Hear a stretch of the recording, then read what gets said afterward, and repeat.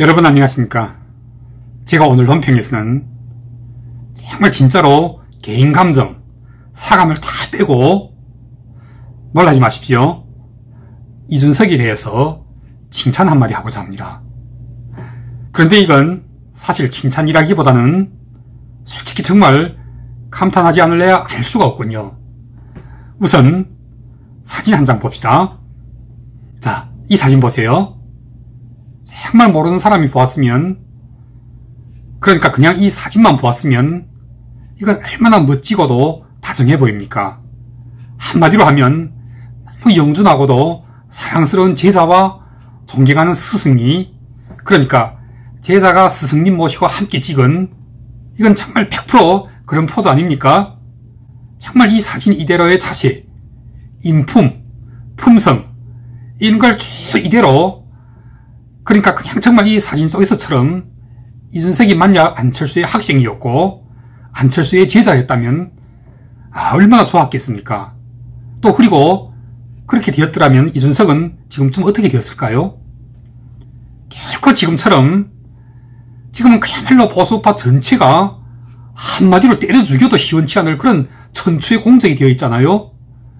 그놈의 성상납, 이건 이젠 진부해서 다른 이유가 쉽지도 않습니다만은, 그러나 따져놓고 보면, 그러니까 만약 이달 말에 열리게 되는 그 국힘당의 윤리위에서 이준석이 만약 이걸로 징계를 받게 되어서 만에 하나라도 당원권이 정지되거나 또는 출당 조치가 내려지게 되면 젊은 이준석은 그냥 이걸로 정치생명이 막을 내리게 되잖아요. 그렇다면 과연 그냥 성상납 이것 하나 때문에 이준석의 그 휘황찬란하던 정치생명이 끝장나게 되는 걸까요? 아니죠. 성상납 또는 금품수수 또는 증거인멸교사, 이런 건 그냥 그를 끌어내리기 위한 하나의 이유에 불과할 따름인 것입니다. 이준석이 만약 그동안 정말 덕을 많이 쌓았더라면, 이를테면 어른을 존중하고 선배들을 존중하고 정말 공과 사에 있어서, 그리고 옳고 그름에 있어서 개선이 분명하고, 나아가서 저가에 대한 애증, 즉 사랑과 증오가 분명한 그런 훌륭한 젊은 정치인으로서의 모습을 많이 보여줬더라면 절대로 이런 일로 해서 윤리위에까지 회부되는 이런 낭패는 당하지 않았을 것이 아니겠습니까?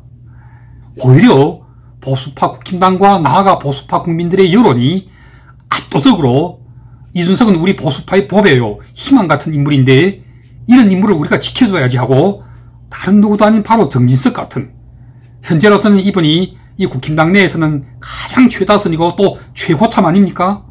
바로 이런 분들이 나서서 이준석을 지켜주었어야 그게 정상인 것입니다. 그런데 지금 어디 정진석 뿐입니까? 지금은 거의 당바깥에서 은퇴하다시피 하고 있는 그 이인재 같은 원로들까지도 모두 나서서 이준석을 공격하고 있군요.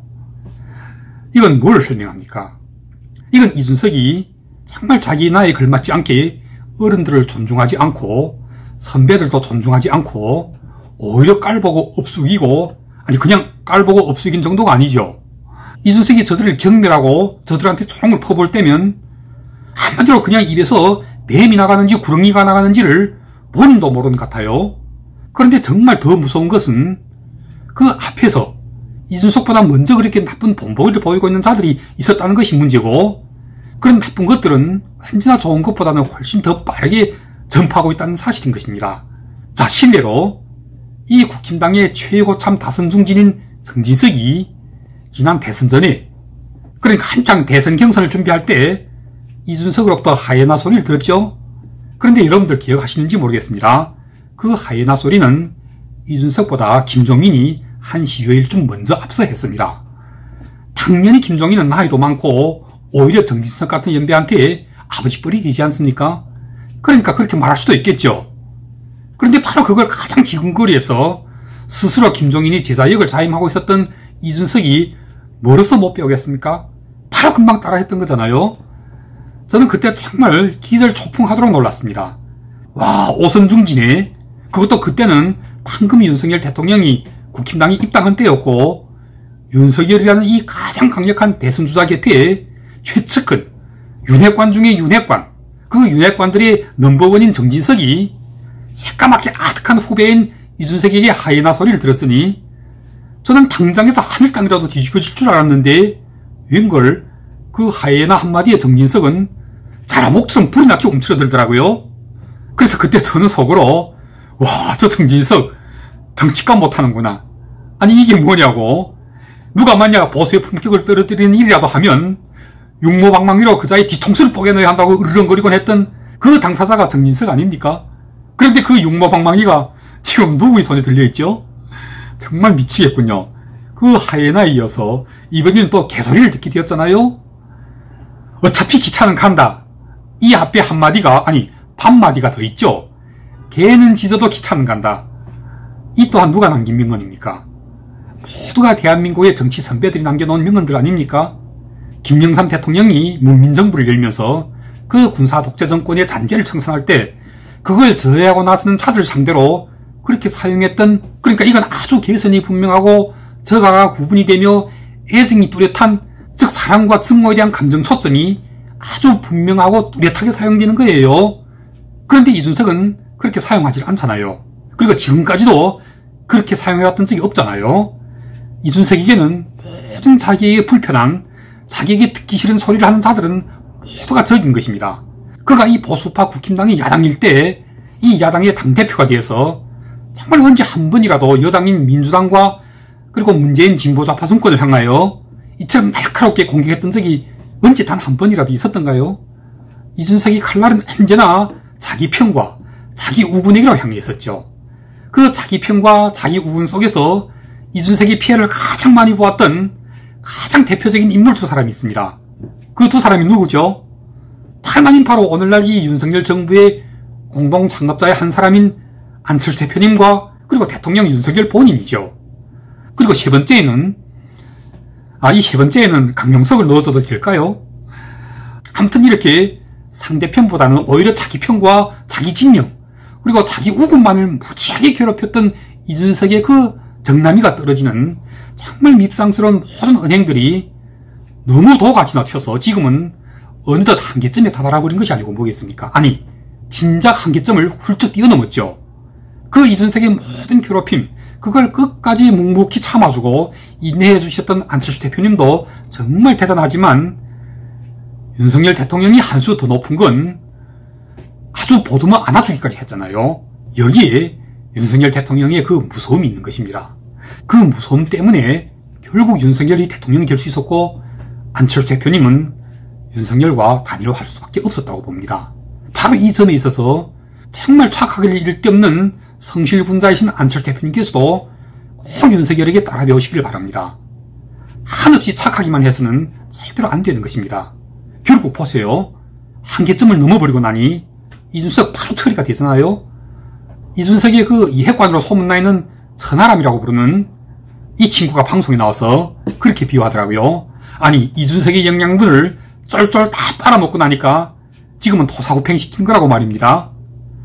듣기는 정말 굉장하게 거북하지만 틀린 말은 아니죠. 진짜로 쫄쫄 다 빨아먹었죠. 그런데 반대로 말씀하시면 그걸 그냥 생것대로 다 받아먹은 건 아니죠. 영양도 나오고 독소도 함께 나오는 걸 윤석열과 그의 윤핵관들은 그걸 여과해서 독소는 가급적 제거해가면서 영양분만 아주 깡그리 다 빨아먹고, 그런데 지금은 영양분이 없잖아요. 나오는 건 독소뿐이니까 말입니다. 그럼 천하람 씨 주장대로 이미 영양분을 다 빨아먹었으니까 지금 나오고 있는 독소도 계속 먹어야 된다는 소리입니까? 그건 안 되잖아요. 젖소가 병이 들었거나 또는 늙어서 이제는 젖이 나오지 않는데, 또는 젖이 나와도 그 젖에 병균이 들어있는데 그걸 어떻게 먹습니까? 젖이 없는 젖소는 도살장으로 가는 길밖에 없죠. 또는 젊은 젖소가 잠시 병이 들어서 젖이 안 나오는 거라면 병원에 보내 병치료를 할 수도 있잖아요. 그렇게 해서 나온 좋은 방안으로 이준석이 명료하게 사퇴를 하고 해외로 잠깐 동안 유학을 나가는 그런 절충안을 누가 언론에 흘리기도 했던 모양입니다. 그런데 그걸 이준석이 스스로 걷어차버리고 있잖아요. 내가 왜 죽도록 뛰어다니면서 대선을 이기고 지선도 이기고 했는데 내가 왜 물러나냐고, 내가 왜 유학을 가냐고, 어림도 없는 소리. 나같이 대선 이기고 지선 이긴 패장도 아닌 승장을 누가 감히 징계하느냐고 이런 식으로 나오고 있잖아요. 아이고 정말 철이 없어도 어떻게 이렇게 철이 없는 소리를 할 수 있죠. 솔직히 말씀드린다면 생각해보세요. 성상납 그걸 받았건 안 받았건 상관없이, 그리고 그것이 유효기간이 지났건 안 지났건 상관없이 이미 이준석 씨는 성상납의 금품수수의 증거인멸 교사라는 이것이 누명인지 아니면 팩트인지 상관없이 이미 이 똥바가지를 이준석 씨는 머리에 뒤집어 써버린 것입니다. 만약 버섯목이라면 지금 당당 뒤집어라도 보이겠지만 이미 이 똥바가지를 머리에 뒤집어 썼고, 그런데 그걸 뒤집어 쓰는 데 있어서 이준석은 스스로 자초한 꼴이 적지 않습니다. 7억 원 각서 왜 쓰셨습니까? 한 번만 살려달라는 통화 녹취는 왜 남기셨습니까? 그 각서는 김철근이 쓴 거지 내가 쓴 거 아니다. 난 김철근한테 그런 걸 시킨 적이 없다. 지금 이러고 있잖아요. 그래, 좋아요. 그럼 김철근이 당신이랑 상관없이 혼자 알아서 스스로 한 짓거리라고 칩시다. 그래서 이준석 당신은 죄가 없다고 칩시다. 그래서 죄가 없어서 감방 갈 일은 없겠죠. 물론 그 누구도 당신을 감방에 넣기 위해 이걸 터뜨렸다고 생각하지 않습니다.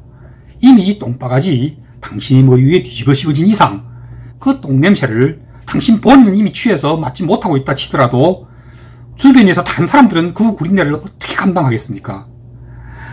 마무리하겠습니다.